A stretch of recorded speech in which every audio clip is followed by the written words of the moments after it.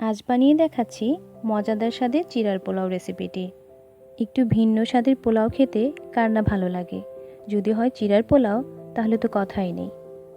ঘরে থাকা সামান্য কিছু উপকরণ হলেই বানিয়ে নেওয়া যায় দারুণ স্বাদের এই চিরার পোলাও। চলুন দেখে নেই আজকের প্রস্তুত প্রণালী। আমি এখানে 2 কাপ পরিমাণ চিরা নিয়ে নিয়েছি। চিরাগুলো আমি পানিতে ভিজিয়ে না রেখে ধুয়ে সাথে সাথেই পানি ঝরিয়ে নিয়েছি।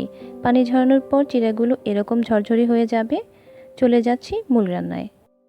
ফ্রাই প্যানে পরিমাণ মতো তেল গরম করে নিয়েছি। তেল গরম হয়ে গেলে দিয়ে দিচ্ছি 1 টুকরো দারুচিনি, তেজপাতা ও একটা এলাচ। এখন এখানে দিয়ে দিচ্ছি 1 কাপ পরিমাণ পেঁয়াজ কুচি।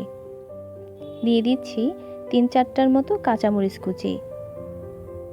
এখন নেড়ে চেড়ে পেঁয়াজগুলো ভালোভাবে ভেজে নিচ্ছি। পেঁয়াজগুলো ব্রাউন করার কোনো প্রয়োজন নেই। পেঁয়াজগুলো নরম হওয়া পর্যন্ত ভালোভাবে ভেজে নেব।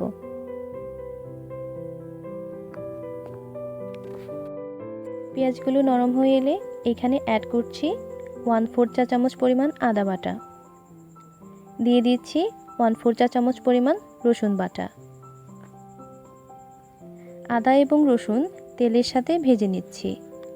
এভাবে কিছু সময় ভেজে নিলে আদা এবং রসুন বাটার যে কাঁচা গন্ধটা আছে সেটা চলে যাবে। এখন এখানে অ্যাড করছি সামান্য পরিমাণ হলুদের গুঁড়া। আমি হলুদটা সুন্দর একটা রং আসার জন্য ইউজ করছি। আপনারা চাইলে হলুদ ছাড়াও রান্না করে নিতে পারেন। এখানে দিয়ে দিচ্ছি 1/4 চা চামচ পরিমাণ জিরা গুঁড়া। দিয়ে দিচ্ছি পরিমাণ মতো লবণ। এখন সবগুলো উপকরণ তেলের সাথে ভালোভাবে কিছু সময় ভেজে নিচ্ছি। এখন এখানে অ্যাড করছি সামান্য পরিমাণ পানি।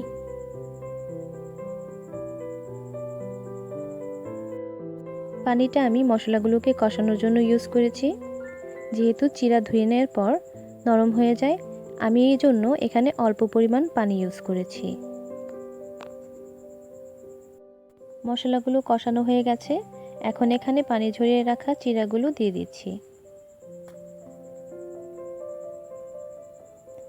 এখন চিরাগুলো মশলার সাথে ভালোভাবে মিশিয়ে ভেজে নিচ্ছি 1 মিনিটের মতো।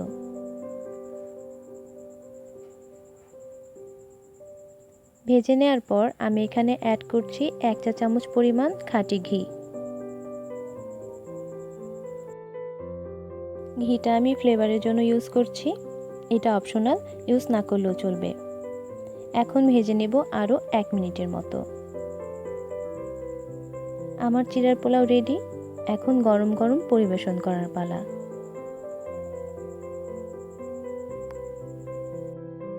তৈরি হয়ে গেল মজাদার স্বাদের ঝটপট চিরার পোলাও।